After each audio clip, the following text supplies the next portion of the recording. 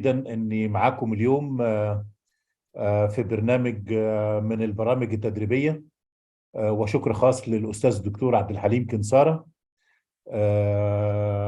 اداني الفرصه ان انا اتقابل مع جيل رائع جدا من الكارديولوجيست في انحاء المملكه العربيه السعوديه.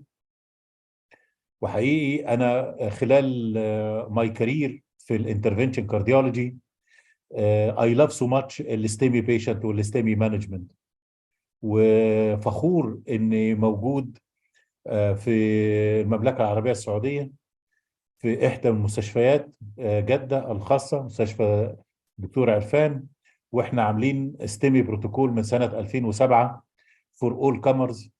واخي العزيز الاستاذ الدكتور عبد الحليم يعلم هذا جيدا، واتمنى من ربنا سبحانه وتعالى اني انقل لكم الستيمي from admission to discharge as requested from my colleague Professor Abdelhalim Kinsar. And many thanks for Dr. Ala for his great help during the registration preparations for the talk, and helping me so much to get online with all of my colleagues. So really it's a story, and I want to share with you the story of SCT segment elevation myocardial infarction from admission to discharge. And the most important point here, lessons learned from STEMI management. I would like to start my presentation by this two slides. As you see here, decline in death from cardiovascular disease in relation to scientific advances. And if you look here for this curve, death per 100,000 population, and this is the red line represent the death rate, and you can appreciate here in 1950 the death rate from cardiovascular disease very high, more than 400,000 per 100, more than 100 patients per 100,000 population. And I want to tell you why this cardiac death reduced due to scientific advances. If you look here for the development and development of the medical treatment and the intervention, the most common cause of decline in death per 100,000 population, it is related to introduction of coronary angioplasty by late professor really, Andrea Gronzig. And it was 1979. He is the first one did coronary angioplasty for a patient with coronary artery disease. And by introduction of coronary angioplasty, you can appreciate here significant decline of the cardiac death due to advancement in coronary angioplasty or development of coronary angioplasty by late Professor Andrea Gronzig. Unfortunately, Andrea, he died at age of 41 by accident, but still all of the intervention cardiologists know this man well, because he is the first one. He did coronary angioplasty, and his name is Andrea Gronzig. The second advanced scientific advance responsible for reduction of cardiac death, in 1985 by this trial, which is STEMI 1 trial, and this is because introduction of intracardiac defibrillator. You know, more than 75% of sudden cardiac death, it is related to ventricular fibrillation. So by introduction of implantable cardioverter defibrillator, there is also significant decline in cardiac death. Then in 1993, and this is the revolution in the intervention cardiology, the revascularization in patient with acute SCT segment elevation MI, and in 1993, they proved superiority of primary PCI versus fibrinolytic therapy in acute myocardial infarction. So 3 scientific advances responsible for reduction of cardiac death. First one, introduction of coronary angioplasty by Professor Andrea. Second, in 1980, the insertion or implantation of AICD and the revascularization in STEMI in 1993. So what the pathophysiology of acute myocardial infarction? And you can appreciate here from these pictures of coronary angiography, here the left main, and you can see the black arrow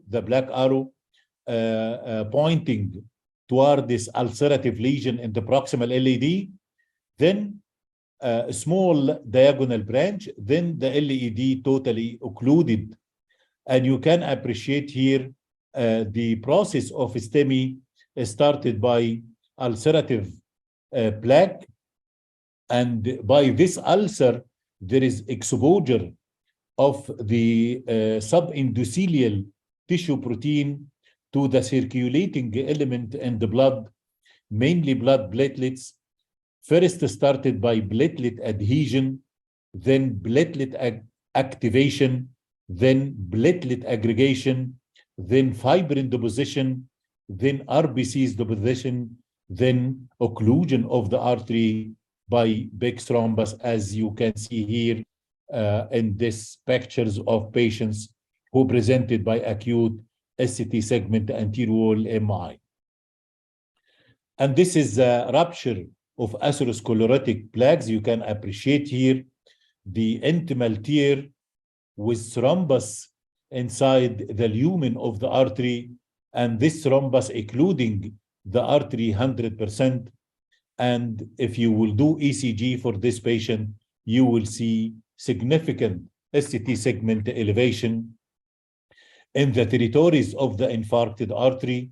If LAD occluded, the SCT segment elevation, it will be in the anterior chest lead according to the location from V1 to V6.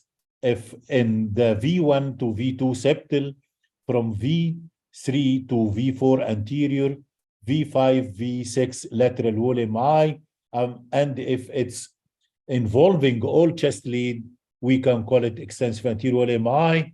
And if SCT segment elevation in the inferior leads, lead 2, lead 3, or AVF, this is inferior wall MI. And don't forget, please, the posterior wall MI to do posterior leads, or right ventricular infarction to do right-sided lead.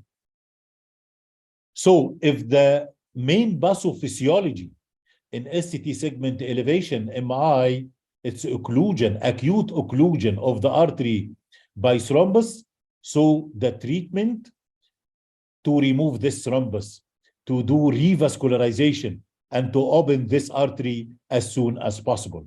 So treatment of acute STEMI, reperfusion therapy. And we have 2 strategies to open the infarcted related artery. Either pharmacological reperfusion using thrombolytic therapy, or to do primary angioplasty and stent to the infarcted related artery. And when we can use the pharmacological reperfusion, definitely if the patient presented to non-PCI capable center, and the transportation of the patient to be prolonged more than 120 minutes. So in this case, we will give this patient pharmacological reperfusion therapy. And if the patient presented in PCI capable center, I mean the cath lab ready, intervention cardiology ready. So it's better to send this patient to the cath lab to do primary PCI. If you will decide to give pharmacological reperfusion using streptokinase or TBA, so you have to keep door to needle time less than 30 minutes. And if you will do primary BCI, please keep door to balloon time 90 minutes or less. So I'm talking about the patient who presented to the hospital. Door to needle time less than 30, door to balloon time less than 90. This is very important time to reperfuse the patient. The recent guideline recommendation for the reperfusion therapy, so class 1 indication level of evidence A, reperfusion therapy is indicated in all patients with symptoms of ischemia equal or less than 12 hours duration and persistent ST segment elevation, class 1 indication level of evidence A. So reperfusion in STEMI, either pharmacological or primary PCI, class 1 indication level of evidence A. So if the patient presented to BCI capable center, so primary BCI strategy is recommended over thrombolytic therapy within indicated time frame, and this is class 1 indication level of evidence A. I means if you have cath lab ready and you have TBA ready and you want to choose between two reperfusion options, so primary BCI is the gold standard. Okay? If primary BCI cannot be performed timely after STEMI diagnosis, thrombolytic therapy is recommended within 12 hours of symptom onset in patient without contraindication to lytic therapy, and this is class 1 level of evidence A. So in general, reperfusion therapy, class 1 indication level of evidence A. Primary BCI better than lytic therapy, class 1 indication, level of evidence A. If the primary BCI cannot be performed within time frame, lytic therapy should be given. And if there is contraindication, so this is the only way to send the patient to BCI capable center to do primary BCI. So this is a definition of terms related to perfusion. You can hear primary BCI, rescue BCI, routine early BCI strategy after fibrinolytic therapy, or pharmacoinvasive strategy. So I will give you the definition according to the guideline, all guideline. Primary BCI strategy, emergency, coronary angiography, and BCI of the infarcted related artery without giving lytic therapy. You can give heparin, you can give B2Y12 inhibitor, you can give aspirin, and in some cases you can give glycoprotein 2B3 inhibitor, but don't give lytic therapy. So this is a definition of primary BCI. Rescue BCI, I mean, if the patient presented to non-BCI capable center and he received thrombolytic therapy, either streptokinase or TBA, so in this case, rescue BCI, it means a failure of the lytic therapy, and you have to do urgent coronary angiography and revascularization for failed primary BCI, and this is rescue BCI. Pharmacoinvasive strategy, if you have 100 patients presented to non-BCI capable center, and all this 100 patients received lytic therapy, and according to the definition, all this 100 patients should be transferred to do coronary angiography and revascularization, even successful or failed lytic therapy. So don't forget this definition. Primary BCI, pharmacoinvasive BCI, and rescue BCI. We have different lytic therapy you have to know, and this is the dose of fibrinolytic agent and antithrombotic co-therapy with this fibrinolytic agent. I don't know if the streptokinase is still available or not, but you have to know the streptokinase, you have to know the dose and the specific contraindication for each lytic therapy. Streptokinase, the dose 1.5 million unit over 30-minute or 60-minute intravenous after bolus dose. And the specific contraindication for streptokinase, the allergic reaction if the patient received the streptokinase before. Second lytic therapy, which is TBA, alteplase, and this is widely available in the kingdom. And the dose 15 milligram bolus, then 50 milligram over 30 minutes, then the 35 milligram over 60 minutes. And there is no specific contraindication, a specific contraindication for alteplase, which is TBA. The second lytic therapy widely available also, which is tenecteplase, and according to the body weight, we can give the patient either 30 milligram, 35 milligram, 40 milligram, or 45 milligram, or 50 milligram if the body weight more than 90 kilo. And this is single bolus only, no need for any intravenous infusion. Ritaplase, it's not available, but I will concentrate only about streptokinase, alteplase, and tenecteplase.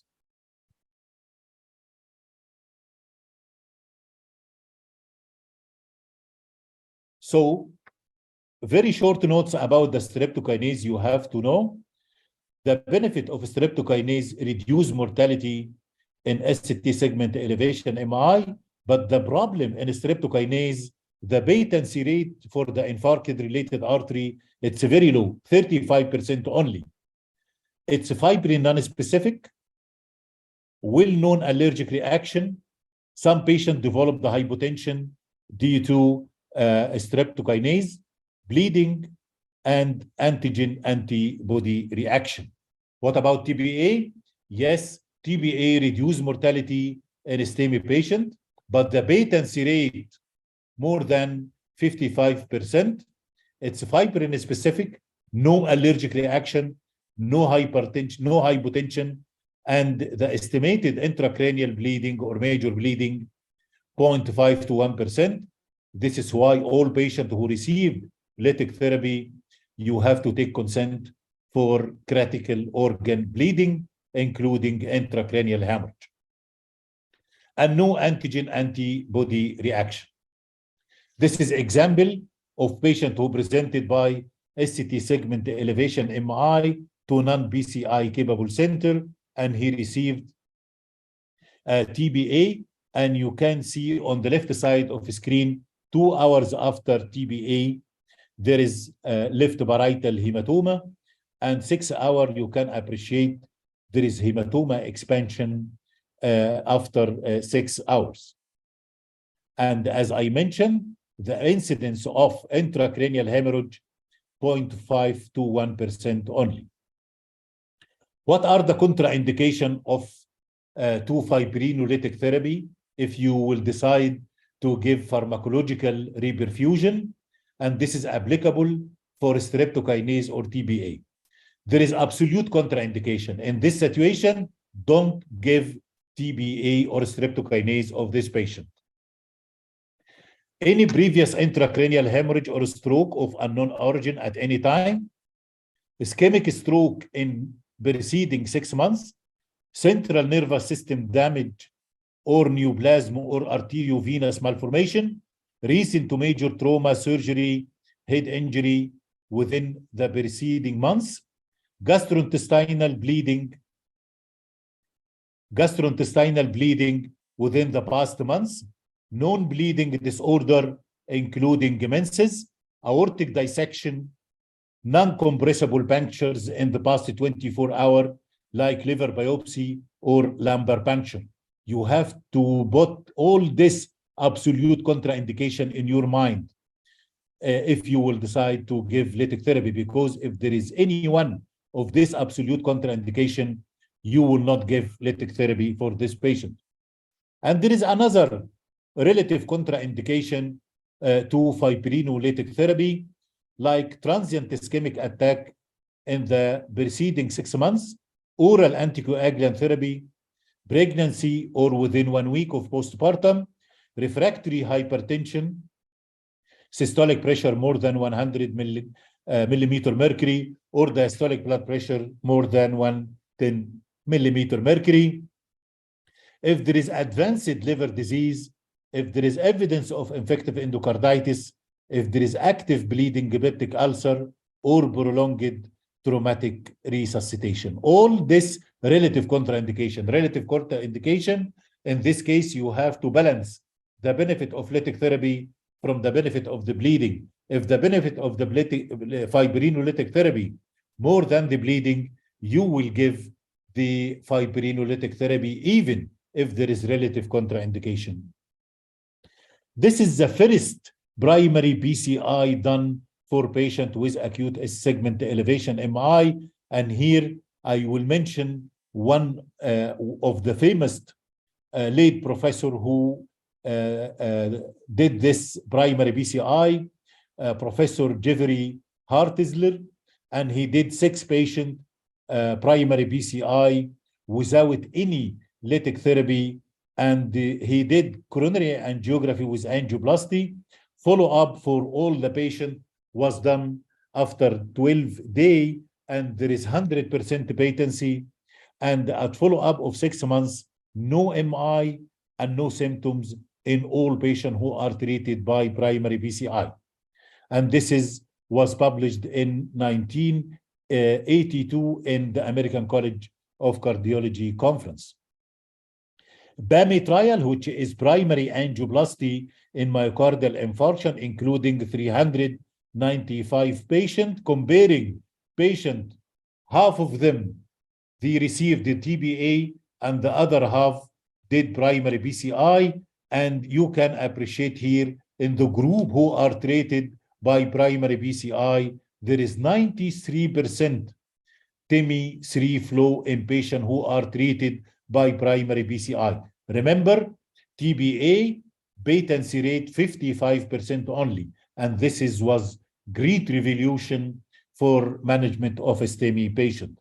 Then they did outcome data for this BAMI trial, and you can appreciate here 93% patency, reduction of this or reinfarction with significant p-value, reduction of this, and reduction of reinfarction, and reduction of bleeding in all patients who are treated by primary PCI if you compare it with lytic therapy, and this is in-hospital event rate.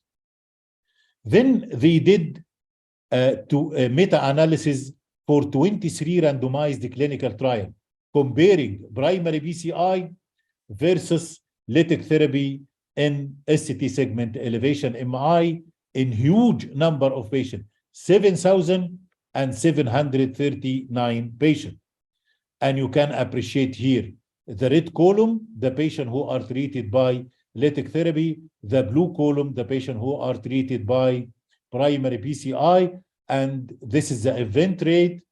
This significantly reduced in primary PCI if you compare it with the lytic therapy, and p-value 0.0002, which is highly statistical significant.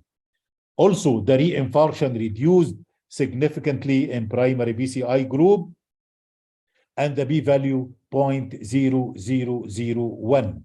Hemorrhagic strokes decreased significantly in primary PCI, and total stroke decreased in primary PCI. This is one patient, example of one patient who presented by typical retrosternal anginal pain, and all of you cardiologists, and if you will see this ECG blindly without differential diagnosis, this is an extensive anterior wall MI involving the lateral wall, and you can appreciate the ST segment elevation. It's nearly 2 big square in V2, 1 big square in V3, and there is ST segment elevation in the lateral lead with reciprocal changes in the inferior lead. So typical resting anginal pain with ECG like this one showed ST segment elevation. So the diagnosis here, acute anterior wall myocardial infarction. Coronary angiography was done, and this is left ventriculography. You can appreciate all the anterior wall akinetic involving basal anterior, mid anterior, anteroapical, and the apex of the LV. The only contracting segment, the basal inferior and posterior wall, and the estimated ejection fraction 25%, and no mitral regurg. And this is the coronary angiography. You can see here the proximal LED totally occluded with big thrombus. And there is another lesion in the obtuse marginal branch, first obtuse marginal branch, and there is another lesion in the third obtuse marginal branch.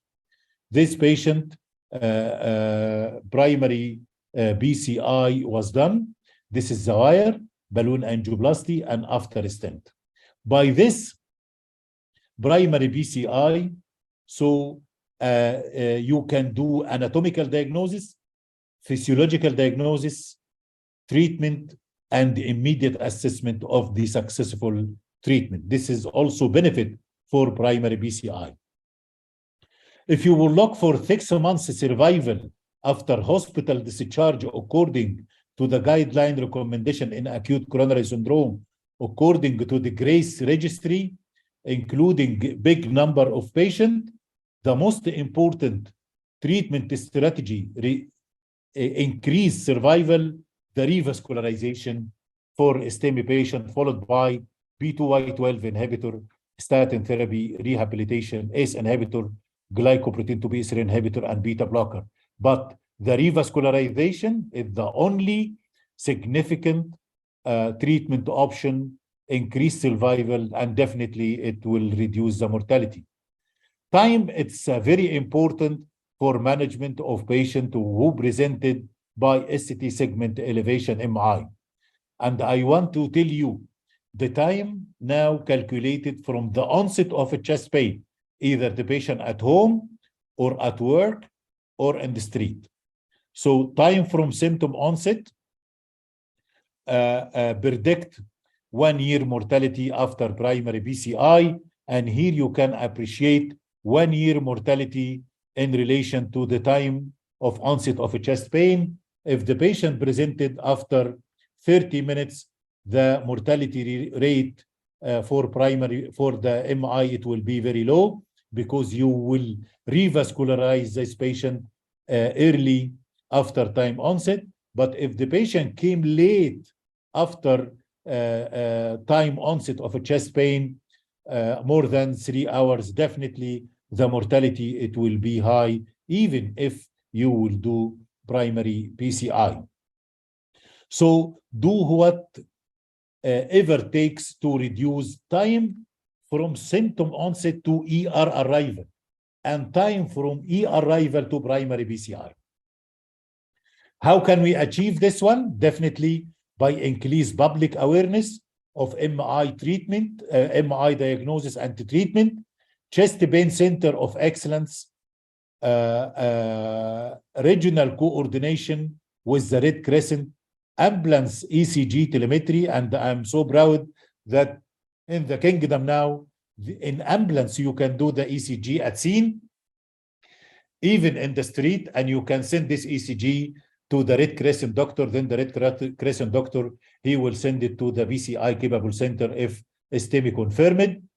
Ambulance ER cath lab activation, intervention cardiologist 24-hour in the hospital, and should be quality indicator in all hospital to assess the quality of care for treatment of ST segment elevation MI.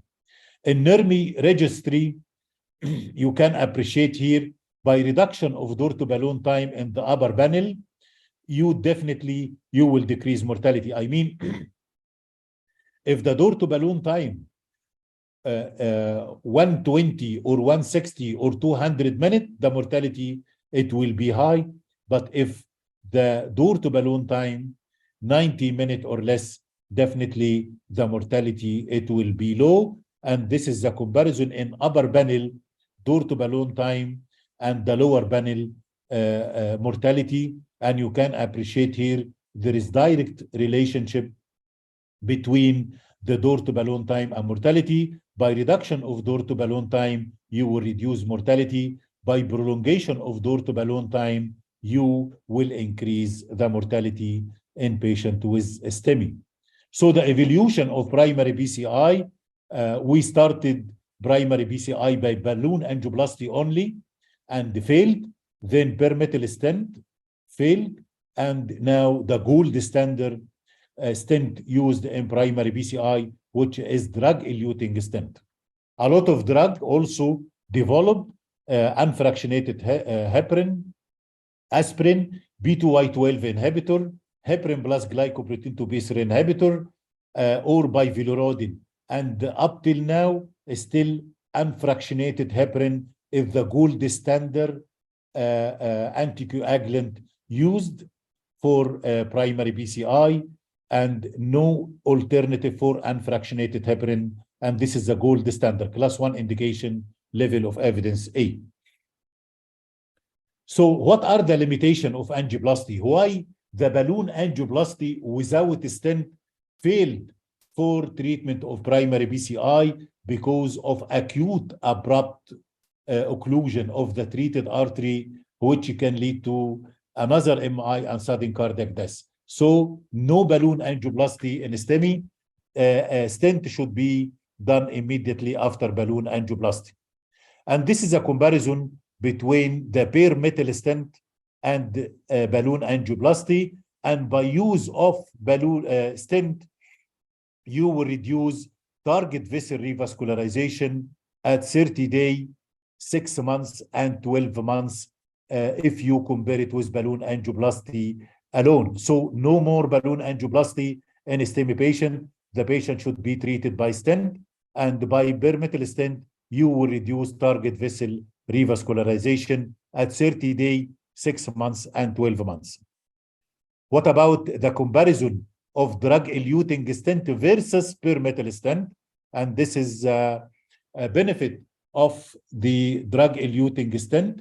By use of drug-eluting stent, there is significant reduction of the reinfarction, stent thrombosis, and target vessel revascularization at 1, 2, and 3 years. Another data supporting the drug-eluting stent over bare metal stent. So STEMI success has plateaued after we did primary PCI or pharmacological therapy. No more benefit, and there is still some problem in patient with STEMI, like reduction in door-to-balloon time below than 90 minutes. There is no benefit. If you will do 90, 70, 80, 50, so the outcome the same. Suboptimum salvage of the myocardium because of distal embolization and reperfusion injury for the microvasculatures. Mortality remain high in cardiogenic shock and out of hospital cardiac arrest, and ongoing inflammation. I mean the non-culprit inflamed or vulnerable atherosclerotic plaques.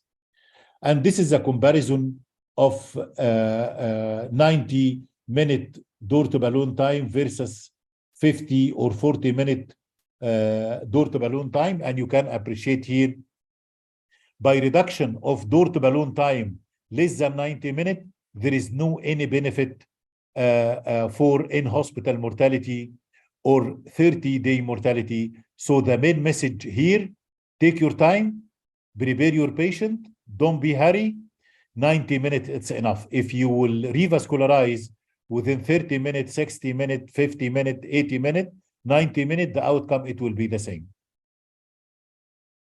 Relationship between the infarcted size and the adverse event. And this is very important. If patient presented by acute MI and you did primary BCI, and after the primary BCI, you did echo or cardiac MRI, and you noticed a small area of infarction, so the adverse event, it will be very low with very good prognosis and outcome. But if the echo or cardiac MRI after reperfusion showed big area of infarction, so the major adverse event after primary BCI, it will be very high, including mortality and hospitalization for heart failure. And this is the evidence. You can see here the red line, a small infarcted size, and we can define the small infarcted size by cardiac MRI or echocardiography if the percentage of the infarcted area from 0 to less than 8%. This is the red line, and you can appreciate here the heart failure and all-cause mortality in this group of patients very low. If you compare it with the green line, the upper one, the green line, infarcted size more than 29.8%. This is big infarction. Big infarction associated with higher all-cause mortality and heart failure hospitalization after successful primary BCI. What about the improvement in left ventricular function? This is very nice data from Cadillac trial, and you can appreciate here if the ejection fraction after primary BCI 35%, if you will repeat this echo after 3 months, 6 months, there is no any significant improvement in left ventricular function. And this is very important message from STEMI. The ejection fraction you got after primary BCI, it will persist for a long time. So only 3% improvement in the ejection fraction according to another trial, which is Horizon Acute MI trial. This is another example for a patient who presented by extensive anterior MI, and you can appreciate here on the left side of the screen, totally occluded LAD at proximal segment, normal circumflex, and normal right coronary. And you can see on the right side here, the left ventriculography, poor ejection fraction around 15%. This patient did primary PCI,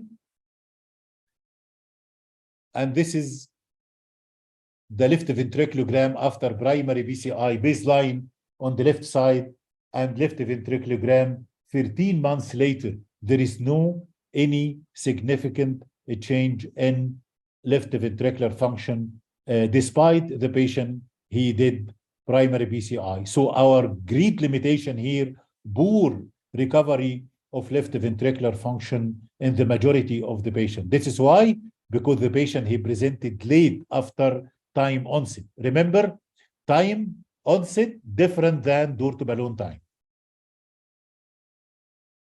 So heart failure is the main problem in treatment of acute S-segment elevation MI, and there is a lot of therapy to enhance myocardial recovery at the level of the epicardial vessel, regional STEMI care, pre-hospital ECG, pre-hospital cath lab activation to bypass the non-BCI capable center and to send the patient immediately to BCI capable center, and the on-site primary BCI intervention cardiologist should be available in hospital. And this is to shorten time from onset of chest pain to balloon, not door to balloon time. At the microvasculature, there is a lot of intervention to improve myocardial recovery, like aspiration catheter, intracoronary apixaban, covered stent, adenosine, sodium nitroprusside, calcium channel blocker, cardioprotective agent, a lot of cardioprotective agent mentioned here, and there is cell therapy like autologous endothelial bone marrow progenitor cell cardiac stem implant. And this is the comparison between the epicardial reperfusion and the myocardial reperfusion. And you can appreciate here, there is a grade 3 distal TEMI flow and the myocardial blush TEMI flow and the ST segment resolution in patient with ST segment elevation MI after reperfusion therapy. And you can appreciate here by angiography, grade 3 distal TEMI flow. If you will go to myocardial blush grade, so no myocardial perfusion in the majority of patient, 24%, at least 50% of the patient, there is no myocardial perfusion, but despite normal epicardial perfusion, and according to the S segment resolution, also 50% successful and 50% fail. This is example of distal embolization, Beck's thrombus in the ostium of the LCX with distal embolization in the branches, diagonal, obtuse, marginal branch, and LAD. And here you can appreciate distal embolization occurred in 27 patients of total 178, represent 15% of patients after primary PCI, and this lead to ST segment resolution, increased infarct size, and increased mortality. This is very nice example of grade 3 distal TEMI flow in the epicardial coronary artery, as noted by the red arrow. And you can appreciate here, despite epicardial reperfusion, TEMI-3, there is myocardial microvascular obstruction, which is noted just below the red arrow. What are the impact of microvascular obstruction? We can estimate the microvascular obstruction into 3 tertile. Tertile 1, which is percentage 1, 0 to 1. Tertile 2, 1 to 2, and tertile 3 more than 1.5. And you can appreciate here in red line, there is a small microvascular obstruction, which is 0. And in the blue line, the incidence or percentage of microvascular obstruction, 1.5%. And in the yellow line, the microvascular obstruction more than 1.55%. And by this size of microvascular obstruction, there is significant increase in all-cause mortality.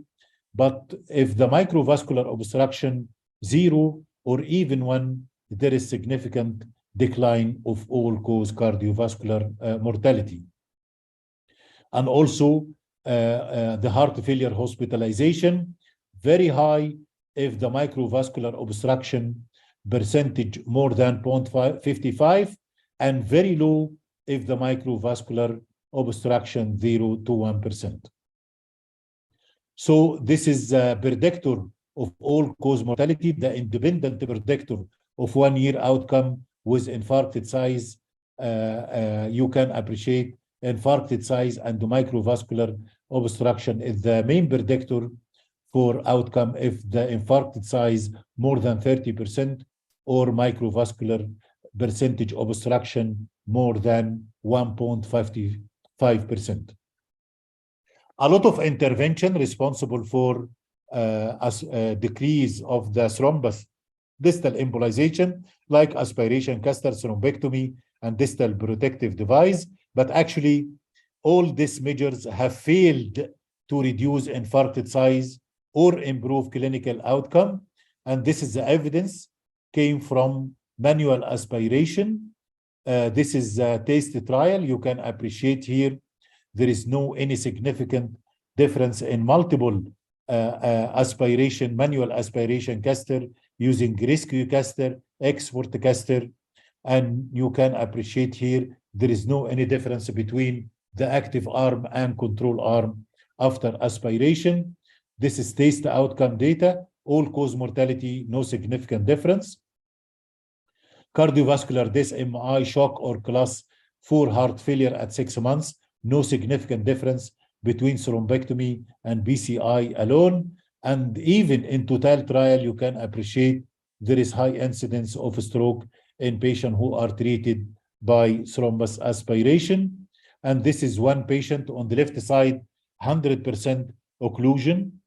And on the right side, after thrombus aspiration, you can notice grade 3 distal TEMI flow. If you will do OCT for this lesion, you can see still very high thrombus burden, despite you did a good aspiration and you got grade 3 distal TEMI flow.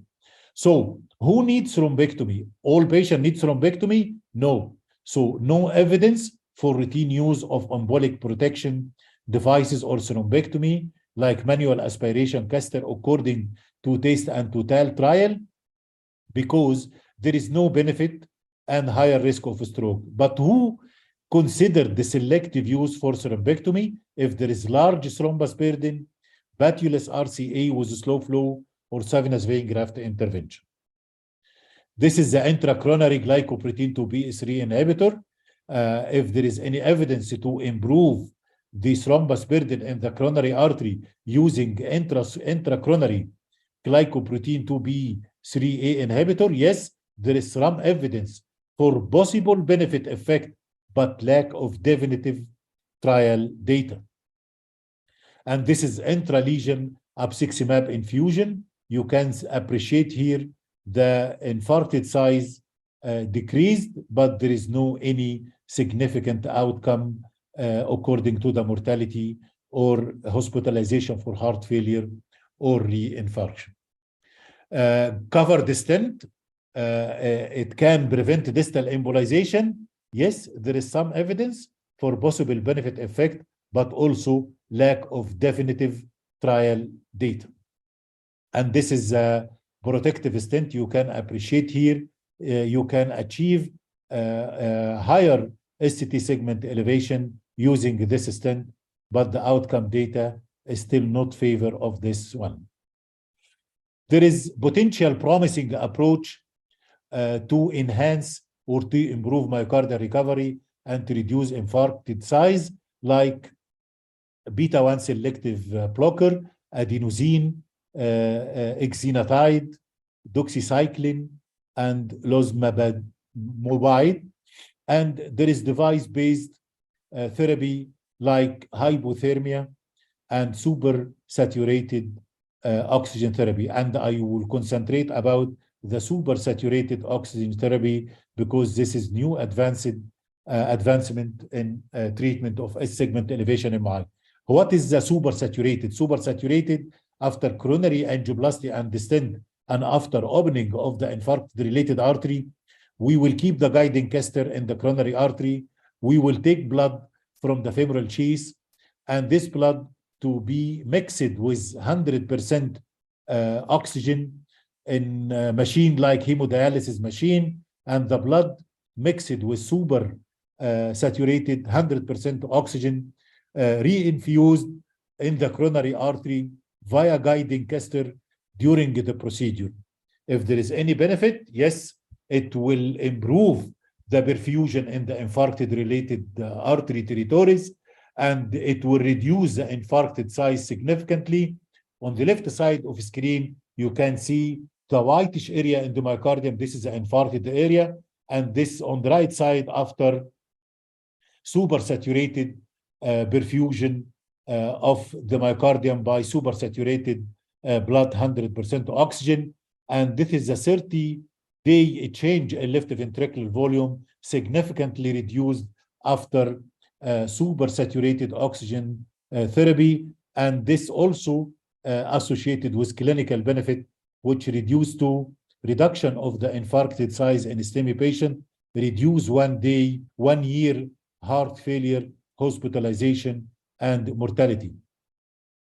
Here, one of the most important message during primary PCI. Some intervention cardiologist, he can do this lesion, there is big thrombus, I will remove the thrombus, I will do angioplasty, and I will postpone the stent for next day. I will keep the sheath, I will keep the patient on heparin, then next day I will put a stent, which is called defer stent technique.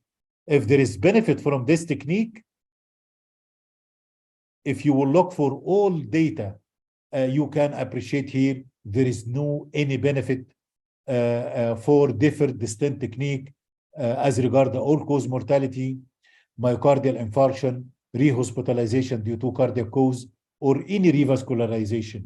And this is meta-analysis of different stenting in 2,207 STEMI patients. No benefit. So during the procedure, thrombus aspiration if indicated, balloon angioplasty if indicated, stenting during the procedure, and don't postpone stent to the next day. What about direct stenting technique? You did angio and you found lesion 70% or 80%, no big thrombus burden. You will do angioplasty or you will do direct stenting.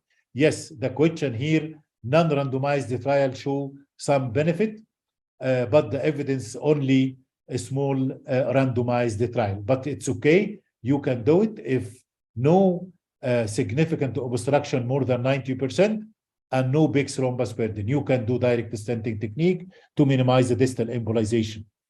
What about post-dilatation? I mean, patient who did the stent and the artery diameter 3 millimeter diameter, and you deployed the stent at the nominal pressure, which is 12 to 14 in some stent, according to the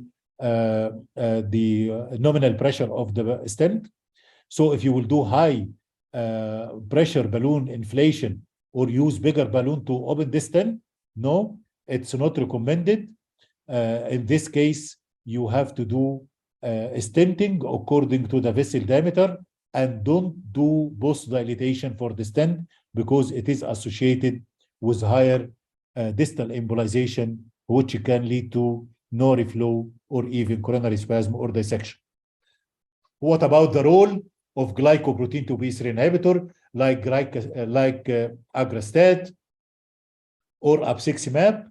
All the data supporting if the patient preloaded by B2Y12 inhibitor like prasugrel or clopidogrel or ticagrelor, so no benefit from the use of glycoprotein 2B3 inhibitor. So when we use the glycoprotein 2B3 inhibitor, you can use it as a bailout if there is big thrombus burden.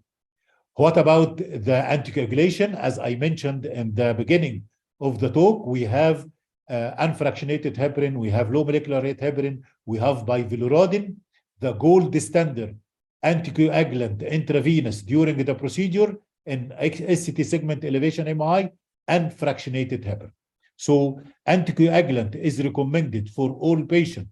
In addition to antiplatelet therapy during primary BCI, routine use of unfractionated heparin is recommended in patients with heparin-induced thrombocytopenia.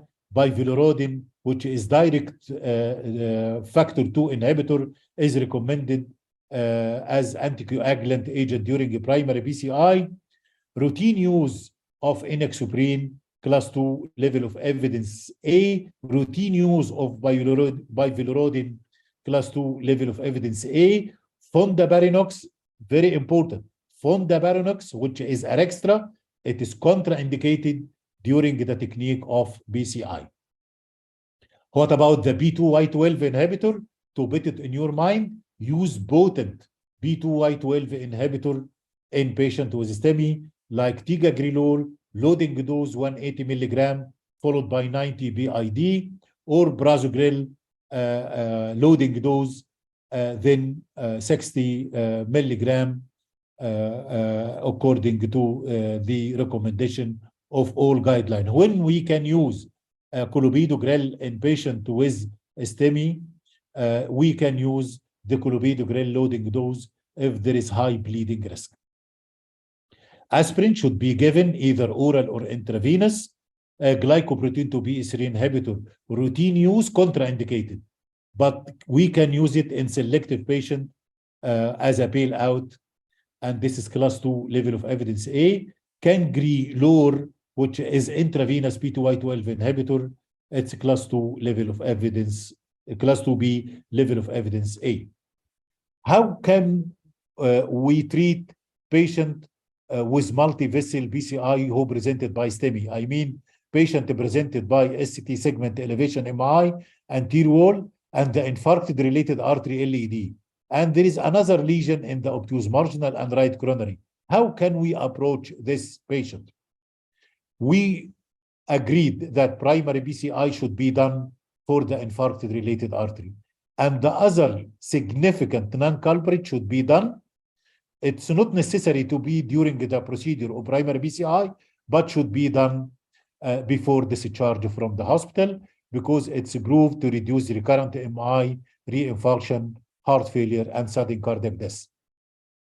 And the message here, complete revascularization in STEMI, it is important, essential, and don't discharge patient with significant lesion in non-infarcted related artery before discharge. You have to do complete revascularization before discharge. Definitely, we can use in the cath lab FFR to see if the non-culprit artery significant or not. This is very nice example, real case, 75 years old Saudi male, hypertensive diabetic dyslipidemic, presented to our institution by typical anginal pain, hemodynamics on the verge, and this is his ECG. You can appreciate here, there is early takeoff of SCT segment in lead 2-3 AVF, and you can appreciate all chest lead, there is T wave inversion, and also there is prominent R wave in V1, V2, with SCT segment depression flat in V2, V3, representing acute inferior posterior wall MI and anterior wall ischemia.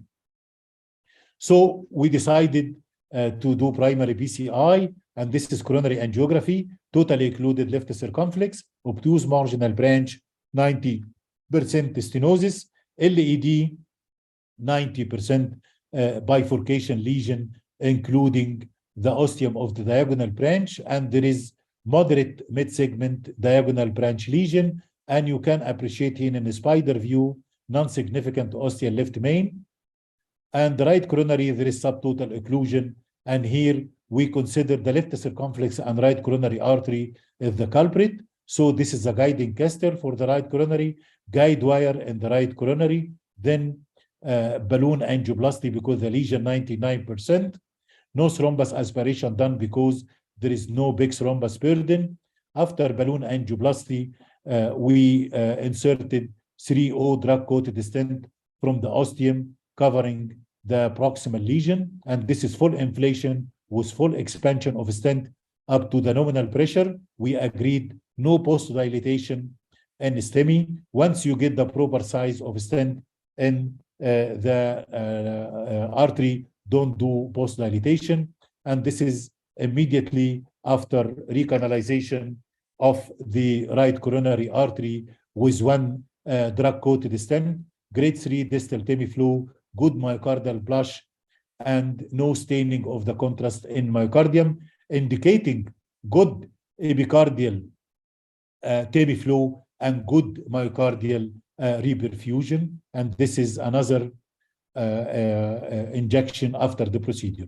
Then at the same time, because we have two culprit artery, which LED, which is right coronary and left circumflex, so we decided to do the both culprit. This is the guide wire, and here there is big thrombus burden. We did thrombus aspiration, and you can appreciate after thrombus aspiration, there is significant improvement in the distal Tamiflu, and even you cannot decide where is the lesion, but angiographically, we decided where is the active lesion, and we put a stent without peridilatation, 2.522 stent in the distal left circumflex. This is after stent to the LCX. Then while the guide wire in the left circumflex, we decided to do the another culprit, which is obtuse marginal branch. Remember this patient acute inferior and posterior wall MI, balloon angioplasty, no thrombus burden, 2 angioplasty and 2 lesion, and 1 long stent covered post lesion, and the stent was deployed, and this is immediate outcome after the angioplasty for the obtuse marginal branch and left circumflex. So the right coronary, the LED, it's non-culprit, critical artery. We decided to postpone this to another session. So if you remember this patient, we estimated time from symptom onset to the ER 20 minutes.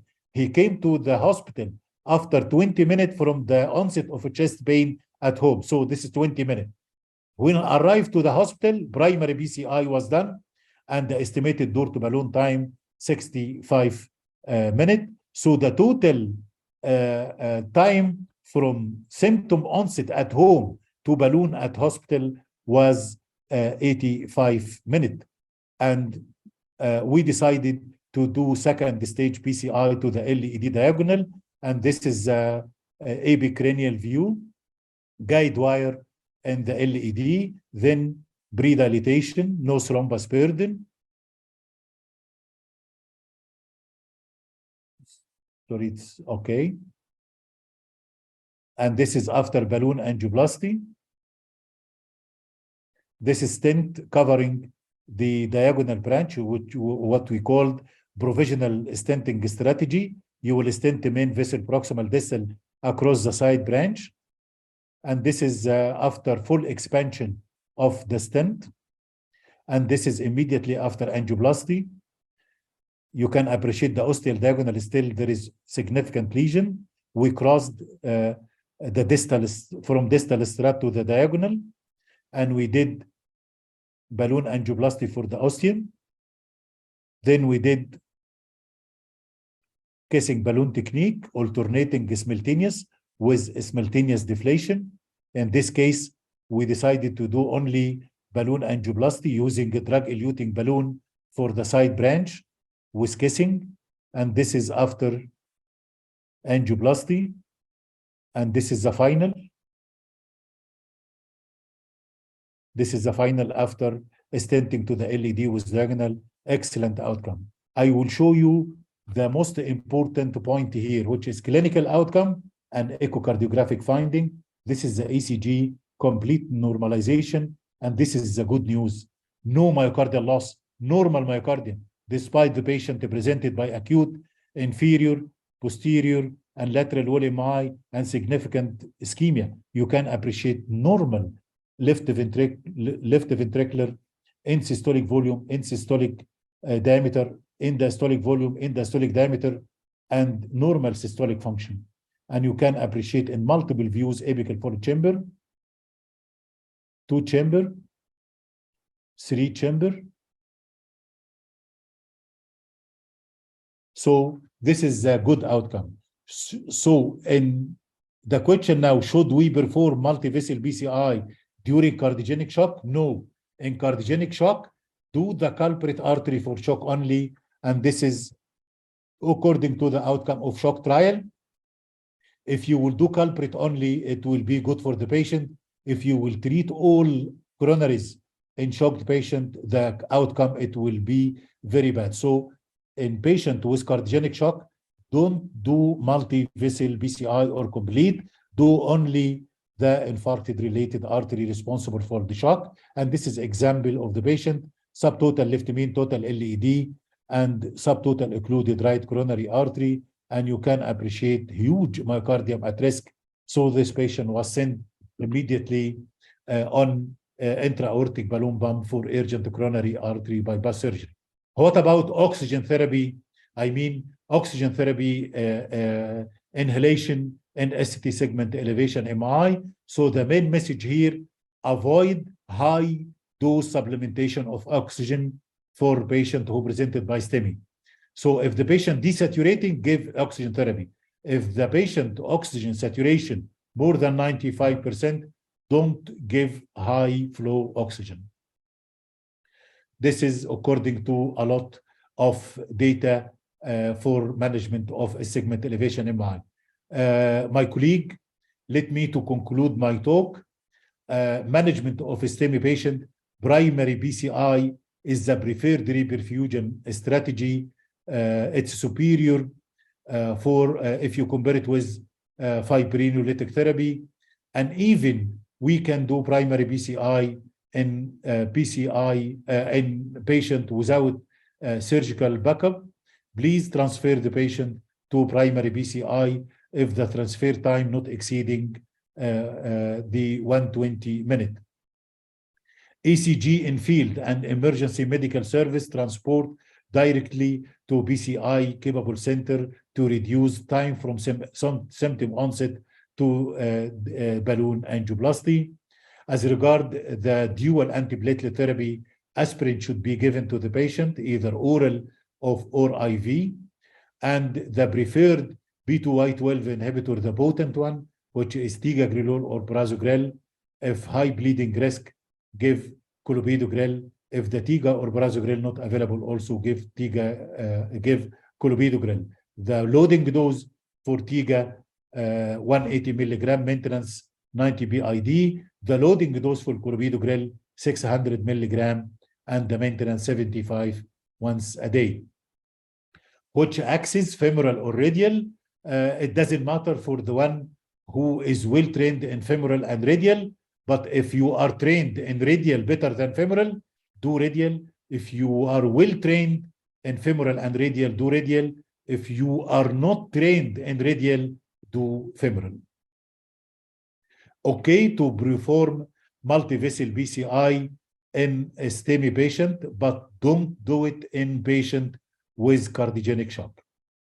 Thank you so much for your attention, and I'm so happy if you receive any question from my colleague.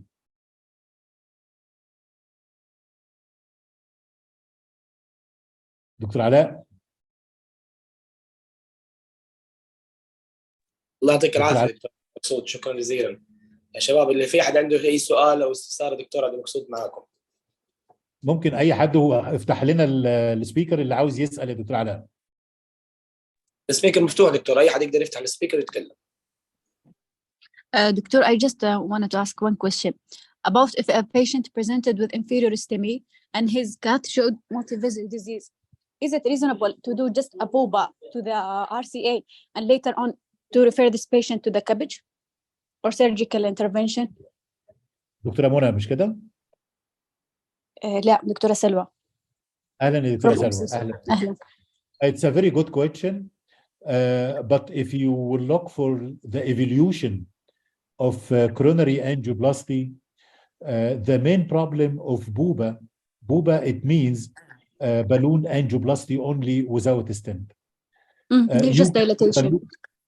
Just balloon dilatation. The main problem of balloon angioplasty, acute recoil and abrupt vessel closure. Because during balloon angioplasty, we are performing organized dissection to the artery.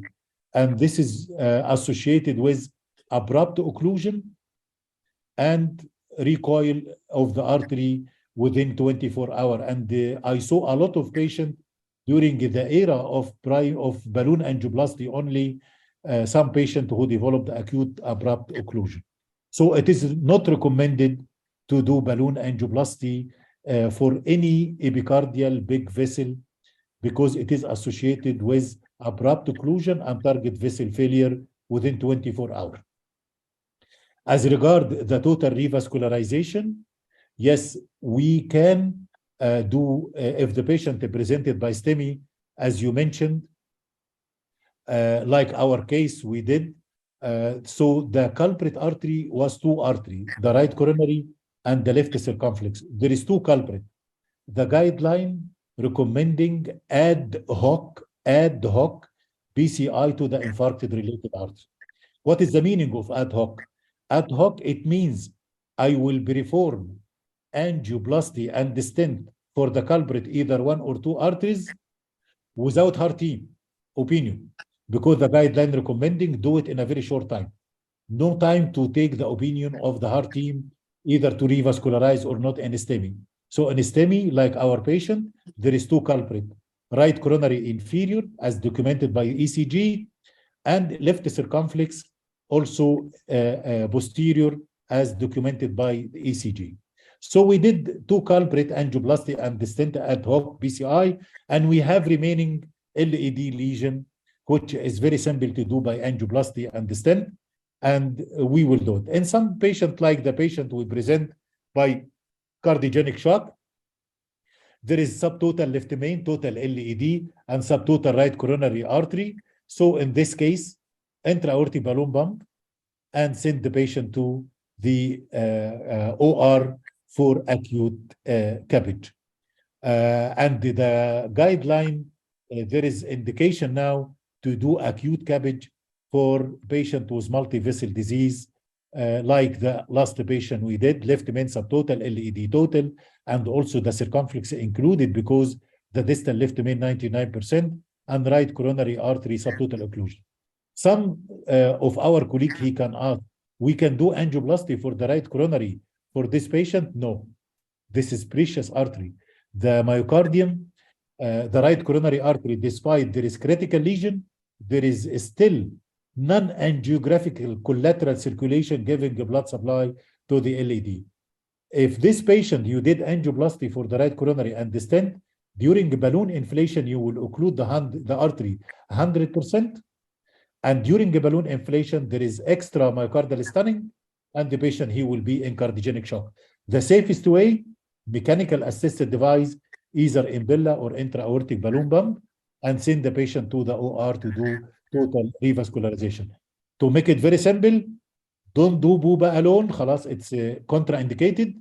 Do the stent, balloon angioplasty and the stent. And if multi-vessel disease, you have to estimate the anatomical characteristic and patient characteristic to decide if the patient, he will do multi-vessel BCI or CABG.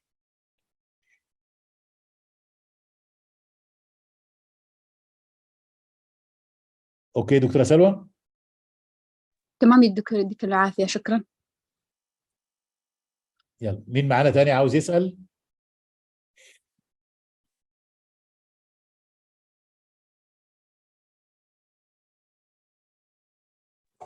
اعتقد ما في اسئله دكتور. الله يعطيك العافيه، شكرا جزيلا، محاضره جدا رائعه. مشكورين يا دكتور. شكرا جزيلا يا دكتور علاء، شكرا جزيلا. يلا السلام عليكم ورحمة الله وبركاته. وعليكم السلام ورحمه الله وبركاته ان شاء الله.